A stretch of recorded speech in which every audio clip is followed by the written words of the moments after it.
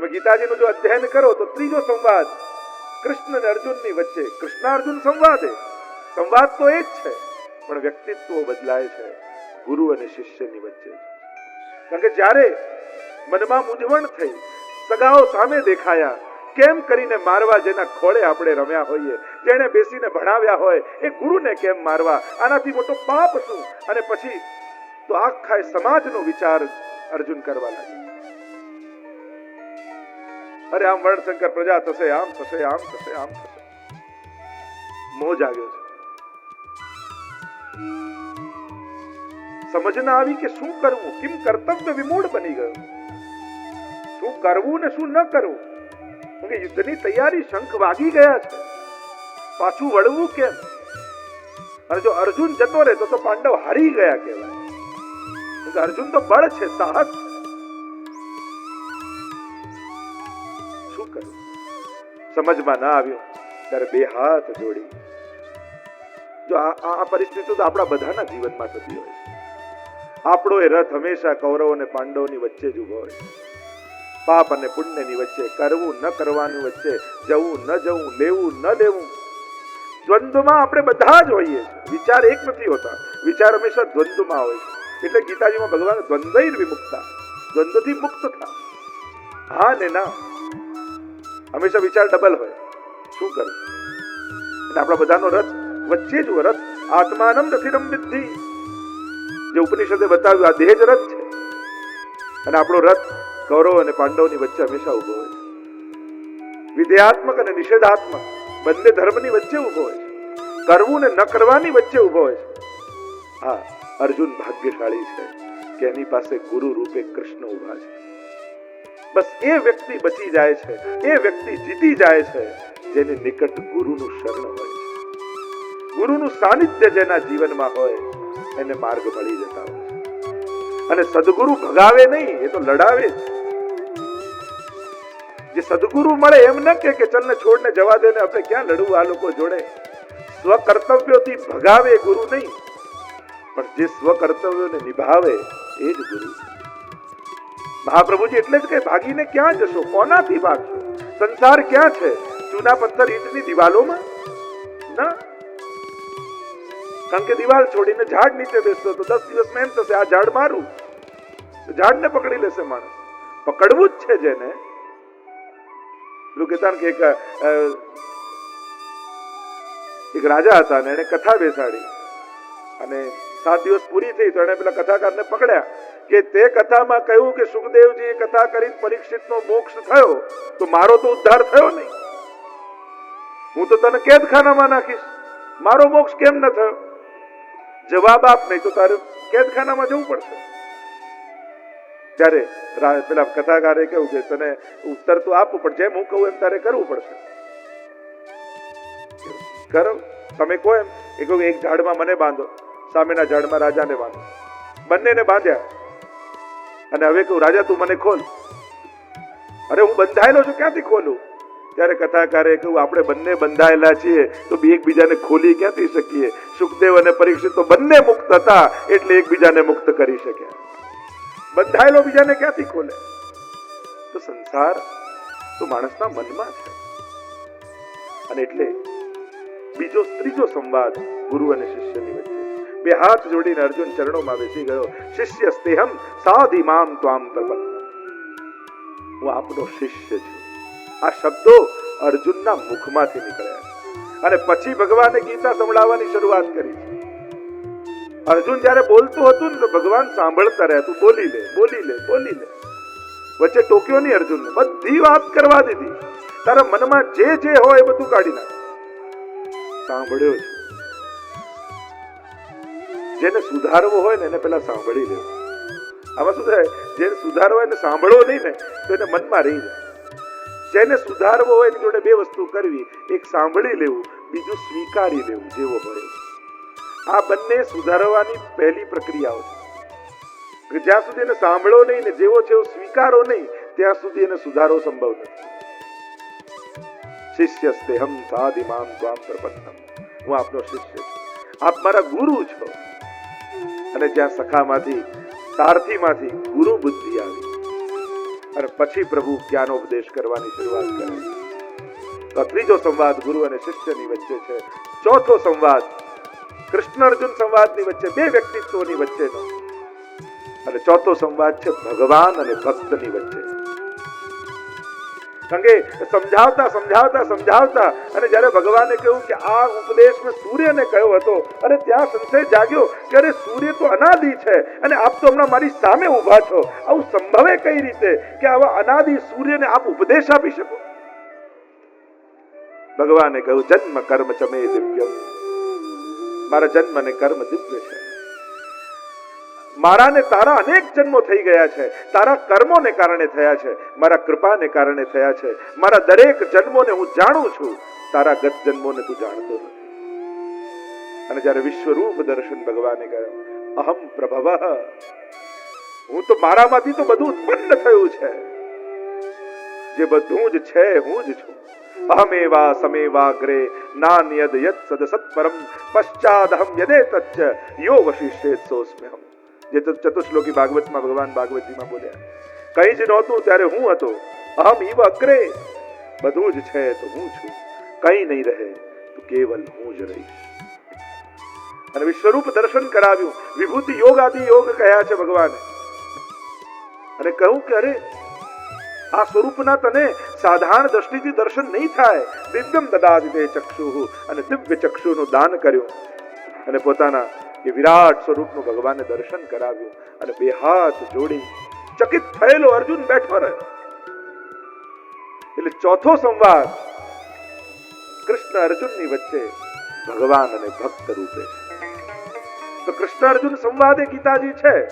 પણ જ્યારે આપણે ગીતાજીના એક એક શ્લોક જોઈશું ત્યારે કયા ભાવથી આ સંવાદ થઈ રહ્યો છે, કયા વ્યક્તિત્વના ભાવે થઈ રહ્યો છે, એ રથી સારથી વચ્ચેનો છે, સખાઓની વચ્ચેનો છે, ગુરુ શિષ્યની વચ્ચેનો છે, કે ભગવાન અને ભક્તની વચ્ચેનો છે.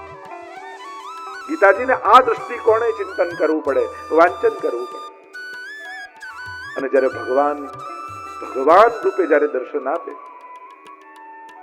પ્રભુ છુપાવે છે પોતાની ભગવત્તા.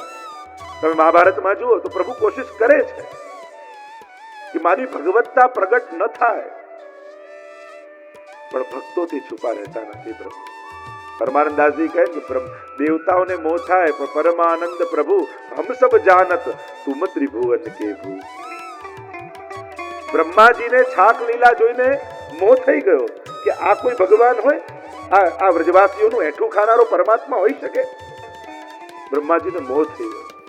પણ પરમાનંદાસજી કહે આપ દેવતાઓને મોહિત કરી શકો, પણ આપના નિજ ભક્તો હોય ને એનાથી આપ પોતાની જાતને છુપાવી શકતા નથી. પરમાનંદ પ્રભુ હમ સબ જાનત તુમ ત્રિભુવન કે ભૂ. આપ તો સાક્ષાત ત્રિભુવનના નાથ. તો આમ ચાર સંવાદે પ્રભુ અને ભક્તની વચ્ચે કૃષ્ણ અર્જુન સંવાદ. મામ એકમ શરણમ વ્રજ.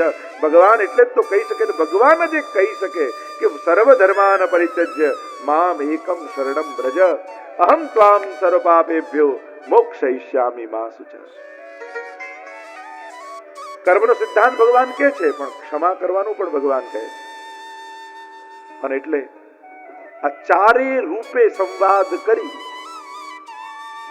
વિવાદમાંથી ભગવાન સંવાદ તરફ લઈ ગયા. તો મનમાં કૌરવ અને પાંડવોની વચ્ચેનો વિવાદ, આ ગીતાજીની મહત્તા એ છે ને, શંકામાંથી શરણાગતિ તરફની યાત્રા. શંકાનો નકશો લઈ ને શ્રદ્ધા સુધી જવું છે, પગમાં લંકાની ધૂળ છે ને અવધ સુધી જવું છે. શંકાથી શરૂ થયેલી યાત્રા સમર્પણમાં વિરામ પામે, એ જ ભગવદ ગીતા છે. અને એટલા માટે શંકા, જિજ્ઞાસા અને શંકામાં ફરક છે. જિજ્ઞાસા ઉત્તમ છે, જાણવાની ઈચ્છા, અને એટલે જ શંકા કરતા જિજ્ઞાસા ઉત્તમ છે. શંકા છે ને લૌકિક બુદ્ધિથી આવે, જિજ્ઞાસા અલૌકિક બુદ્ધિથી આવે. અને ભગવાન શિક્ષક નથી, ગુરુ છે. બુદ્ધિની ભૂખને સંતોષે ને એ શિક્ષક, પણ આત્માની ભૂખને સંતોષે એ ગુરુ છે. એટલે ભગવાને અર્જુનની કેવલ બુદ્ધિની ભૂખને નથી સંતોષી, એની આત્માની જિજ્ઞાસાને સંતોષી. અને એટલે ભગવાન ગુરુ બન્યા. અને એટલે જ શરણાગત જીવને કર્યો. અને તો જ ત્યારે છેલ્લે અર્જુન કહી શકે નષ્ટો મોહ સ્મૃતિર્લબ્ધા તત્પ્રસાદાન મયા ચ્યુત સ્થિતોસ્મિ ગત સંદેહ કરીષ્યે વચનમ તત. આ છેલ્લું વાક્ય જે અર્જુન બોલ્યા આખા ગીતાજીના સાર રૂપે કહ્યું નષ્ટો મોહ, મારો મોહ ગયો. અર્જુનને સમજાઈ ગયો કે આ મારી કરુણા અહિંસા દયા નહોતી, મારો મોહ હતો. ઘણી વાર આપણે બધા જ ગીતાજી આપણને જ સમજાવશે કે આપણે ઘણીવાર આપણી કમજોરીઓને ધર્મના સારા સારા શબ્દોના પ્રયોગ કરીને ઢાંકી લેતા હોઈએ. લડવાની તાકાત ના હોય ને, હવે આની જોડે કોણ બાજે? ચોખ્ખું કોણ? લડવાની તાકાત નથી, કમાવાની આવડત ના હોય, આપણે તો સંતોષી માણસ, જેટલું મળે એટલું ચલાવી લેવાનું. આ તમારો સંતોષ છે કે ન કમાવી શકવાની જે તમારી અનાવડત છે એને ઢાંકવાનો ઉપાય કરો છો? તો ઘણી વાર આપણે બધા ઘણા લોકો દુનિયામાં મેં જોયા કે પોતાના અનાવડતોને સારા સારા ધર્મના શબ્દોના પ્રયોગ કરીને ઢાંકવાનો પ્રયાસ કરતા હોય. એ પુરુષાર્થી ન હોય એટલે સંતોષનું નામ આપી દે. જેને જ્ઞાન ન હોય એ ભાવનું નામ આપી દે. પ્રભુ તો ભાવના ભૂખ્યા ના કઈ ન જાણી તો ચાલે. એમ ઘણી વાર સારા સારા શબ્દોના પ્રયોગ કરી આપણી અનાવડતને આપણે ઢાંકીએ.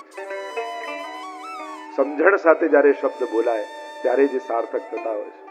અર્જુન પણ આવું જ કરી રહ્યો છે.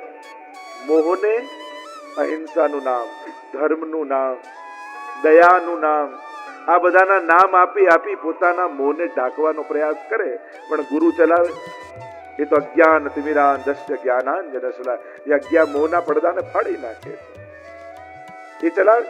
અને એટલે જ ભગવાને અર્જુન જયારે બોલ્યો ને એટલે અર્જુનને એમ થયું કે ઠાકોરજીને મારા પર દયા આવશે, માથે હાથ ફેરશે અને કહેશે બેટા બેટા તને આટલી દયા જાગી છે, આપણે ક્યાંય લડવું નથી. આ કૃષ્ણને સમજ્યો નહીં એટલે ઘણી બધી વાત કરી. કૃષ્ણએ વાલથી હાથ ના ફેરવ્યો, એક થપાટ મારી. આ યુદ્ધના સમયે જ્યારે આખો ધર્મ તારા ભરોસે બેઠો છે કે આ તારાને કોઈની સામેનું યુદ્ધ નથી, આ ધર્મ અને અધર્મની વચ્ચે યુદ્ધ થઈ રહ્યું છે, અને તને હમણાં ઢાપણ સૂજે છે. આ કૃષ્ણને સમજવા અઘરા છે. એને થયું કે કૃષ્ણ મારી સાથે જોડાઈ જશે, માથે હાથ ફેરીને મને વાલ કરવા લાગશે. પ્રભુએ તો એક થપાટ મારીને કહ્યું ક્વબ્યમ્માસ્મ ગમપાર્થ, આમ નપુંસકની જેમ વાત કરવા ઉભો છું તું? તસ્માદ ઉત્તિષ્ઠ કૌંતેય યુદ્ધાય કૃત નિશ્ચય. ઉભો થા, યુદ્ધ કરવા માટે તૈયાર થા. અને ચોંકી ગયો એક વાર તો અર્જુન કે મને તો એમ હતું કે મારી જોડે જોડાઈ જશો આ વાત કરવા. મારી દયા અને સારા સારા શબ્દોના પ્રયોગ સાંભળી આપને કરુણા જાગશે, મારી જોડે જોડાઈને આપ મારી ડાપણની વાતોને આપને પ્રોત્સાહિત કરશે. પણ આ દર્દને જાણે છે ભગવાન. એવા ડોક્ટર છે ને, ક્યાં બીમારી છે ને એ ખબર છે. અને એટલા માટે અર્જુનનો બહુ સારો ઈલાજ ભગવાને કરે. એ તો જેમ જેમ કથા આગળ વધશે એમ આપણે ગાન કરીશું. તો આમ ચોથો સંવાદ અર્જુન અને ભગવાન અને ભક્તની વચ્ચેનો 18 અધ્યાયમાં આખી આ ભગવદ્ ગીતા છે. અને 18 પર્વ, 18 દિવસ યુદ્ધ ચાલ્યું. 18 અધ્યાયમાં ભગવાને કહી 18 અક્ષોહિણી સેના હતી. 1 અને 8, 1 અને 8. આ 1 અને 8 ભેગા થઈ ગયા હોત ને તો પૂર્ણ થઈ જાય. પણ 1 અને 8 ભેગા ન થઈ શક્યા એટલે યુદ્ધ થયું, પણ પૂર્ણ ન થયું. એટલે 18 ની બહુ વિશેષ મહત્તા ભગવદ્ ગીતાજીમાં માનવામાં આવે છે. ઘણી બધી જગ્યાએ 18 શબ્દના પ્રયોગ થયા. 1 અને 8, 1 અને 8. આપણે જાણીએ છીએ 9 એટલે પૂર્ણ થઈ જાય, પણ 1 અને 8 ભેગા ન થઈ શકે. પછી યુદ્ધ થાય, પૂર્ણ ન થાય. તમે પૂર્ણ યુદ્ધ ન કરી શકે. એટલે જેમ 9 ના આંકડા આપણે જેમ જગત પ્રસિદ્ધ વાત છે કે 9 એકા 9, 9 દુ 18, એટલે 8 અને 1 9 ભેગા થાય, 9 તરી 27. 9 એ પૂર્ણાંક. પણ જ્યાં એક ધર્મને બહાર કાઢી દો, એક કૃષ્ણને બહાર કાઢી દો, પછી 8 રહી જાય છે. અને 8 કેવો છે? ખલ સજ્જન દઉ એક સમ, અષ્ટ અંક 9, 8 અંક સમાન. દુગને તુગને ત્રિગુને ઘટત બઢત એક સાથ. 8 અંક છે ને દુર્જન જેવો છે.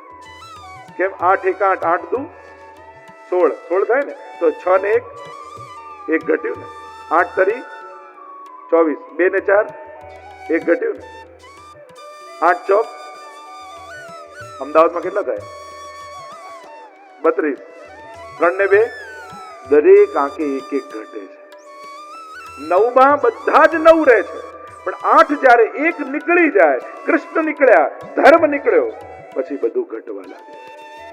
એમ જીવનમાંથી જે ક્ષણે ધર્મ ગયો, કૃષ્ણ ગયો, પછી બધું જ છૂટવા લાગે. આ 1 અને 8 નો ખેલ છે. જો ભેગા થયા હોત તો પૂર્ણ થઈ ગયા હોત, છૂટા રહ્યા પછી અધૂરા રહ્યા. અને આ 18 ની મહત્તા આપણે ત્યાં ગાઈ છે. 18 અક્ષોહિણી સેના, અનેક પ્રકારે 18 ના આંકને ગણવામાં આવ્યો છે. એની ચર્ચા આગળ બી જેમ જેમ નીકળશે એમ કરીશું કે આ એક શું છે 8 ની સામે ભગવદ્ ગીતાજીમાં, એની પણ ચર્ચા આપણે આગળ કરીશું. તો 18 અધ્યાયમાં શ્રીમદ ભગવદ્ ગીતાજીનું ગાન કર્યું છે.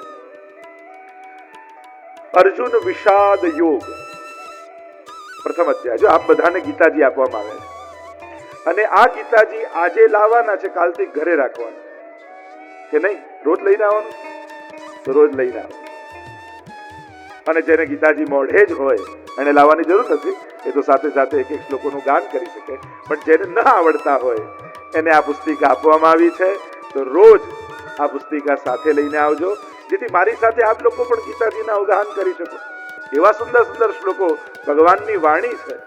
ભગવાનની વાણીને સમજવી એ તો દૂરની વાત, પણ એ ગાવવી એ પણ સૌભાગ્ય છે. અને એટલા માટે આ બધા પુસ્તિકા રોજ સાથે રાખો. પ્રવેશ કરીએ પ્રથમ અધ્યાય. દરેક અધ્યાયમાં યોગ શબ્દ આવશે, અને યોગ શબ્દના અનેક અર્થો ગીતાજીએ પણ કર્યા, સંસ્કૃત વ્યાકરણ પ્રમાણે પણ થયા છે. એમ જેમ જેમ આપણે જોતા જઈશું એમ એના અર્થઘટનો કરતા જઈશું. પહેલા અધ્યાય છે અર્જુન વિષાદ યોગ. અર્જુનથી પ્રારંભ થયો અને પ્રધાન ગીતાજીના કેન્દ્રમાં અર્જુનનો મોહ છે. ભગવાને નિમિત્ત બનાવે છે. જો જીવનમાં કોઈ સત્કર્મ માટે નિમિત્ત બનવું એ પણ સૌભાગ્ય છે. જો આ કથા માટે આટલા મનોરથી પરિવાર નિમિત્ત બને તો આપણને આ ગીતા રૂપી અમૃતનું પાન કરવા મળે, તે બી ભાગ્યશાળી છે. કોઈ પુણ્ય કાર્ય માટે, કોઈ સત્કર્મ જીવનમાં, એ વ્યક્તિનો ઉપકાર ક્યારે નહીં ભૂલવો કે જે નિમિત્ત બનીને આપણા જીવનમાં ભગવાનને પ્રવેશ કરાવે, જેના થકી આપણા જીવનમાં ભક્તિનો ઉદય થયો હોય, જેના થકી આપણા હાથથી પુણ્ય કર્મો થયા હોય, જે નિમિત્ત બન્યો હોય એના માટે એનો ઉપકાર ક્યારે જીવનમાં ભૂલવો. કારણ કે એના થકી આપણા જીવનમાં ભક્તિ પ્રગટી છે, આપણા હાથે સત્કર્મ થયું છે. કોઈ પણ નિમિત્ત બને, અને નિમિત્ત બની, અને ઘરમાં પણ, ઘરમાં ઘણી વાર બધા ન કરી શકતા હોય, પણ ઘરમાં કોઈ એક જણ પણ સેવા કરતું હોય ને તો એનો આભાર માનો કે તમારે કારણે અમારા ઘરમાં ઠાકોરજી બિરાજે છે. એનો ઉપકાર છે આપણા જીવનમાં, કારણ કે એના થકી તમારા ઘરમાં ઠાકોરજી આવ્યા છે. અને એટલો એનો આભાર નહીં ભૂલો. અને આપણી સંસ્કૃતિ જ આભારની સંસ્કૃતિ છે. આપણી સંસ્કૃતિ કર્તવ્યો યાદ અપાવવાની સંસ્કૃતિ નથી. મા બાપે જન્મ આપ્યો તો એ તો દરેક આપે, એનો ઉપકાર છે કે એના થકી મને જીવન મળ્યું. શિક્ષકે જ્ઞાન આપ્યું તો આપણે એમ નથી કહેતા કે તેમની જોબ હતી ને એમને પગાર મળતો હતો, એમણે મને જ્ઞાન આપ્યું છે, એમનો આભાર. એટલે જીવનના દરેક પાસાઓમાં, આપણા જીવનના ઘડતરમાં જેનો પણ સાથ રહ્યો હોય ને એનો ઉપકાર ક્યારે ભૂલવો, એનો હંમેશા આભાર માનો. તમારા થકી મારા જીવનમાં આવ્યું. અને આભારમાં રહેનારા વ્યક્તિને ક્યારે પણ અહંકાર નથી આવતો. અહંકાર ઓગાળવાનો આ સૌથી ઉત્તમ ઉપાય છે. જેના થકી પણ તમારા જીવનને પ્રગતિ, દિશા મળી હોય એનો આભાર સદાય માનો. અર્જુન વિષાદ યોગ. વિષાદથી શરૂ થયેલી આ યાત્રા છેક પ્રસાદ સુધી ગઈ છે. અને આપણા દરેક ધર્મ ગ્રંથોમાં તમે જુઓ તો રામાયણ, વાલ્મીકી રામાયણમાં જુઓ તો વાલ્મીકીજીને પણ ક્રૌંચ પક્ષી મર્યું એટલે શોક મનમાં થયો અને અનુષ્ટુપ છંદ પહેલો પ્રગટ થયો અને આખું વાલ્મીકી રામાયણ રચાયું. ભાગવતજીમાં તમે જુઓ તો વ્યાસજીનો શોક છે કે આટલા પુરાણો રચ્યા, આ વેદોના વિભાગ કર્યા, મહાભારત જેવો જય ગ્રંથ લખ્યો, છતાંય ચિત્તમાં આનંદ કેમ નથી. એમ જ ગીતાજીમાં તમે જુઓ તો અર્જુનનો વિષાદ છે. વિષાદથી પ્રસાદ તરફની યાત્રા આપણા ધર્મ ગ્રંથો આપણને કરાવે છે. મોહથી શરૂ થયેલી યાત્રા મોહન સુધી લઈ જાય છે. અદ્ભુત ધર્મ ગ્રંથો છે આપણા. દરેક જીવના મનમાં ક્યાંક ને ક્યાંક કોઈકનો કોઈક વિષાદ છે, અને આપણા બધાના જીવનનો આ વિષાદ છે. પ્રસન્નતા નથી, અને પ્રસન્નતા સાધનથી ક્યારે આવતી નથી. મનમાં ઉદ્વેગ હશે તો ગમે તેટલા સાધનો ભેગા કરો, એસી નું ટેમ્પરેચર ગમે તેટલું ડાઉન કરો, પણ મનમાં ટેન્શન હશે તો પરસેવો આયા જ કરશે.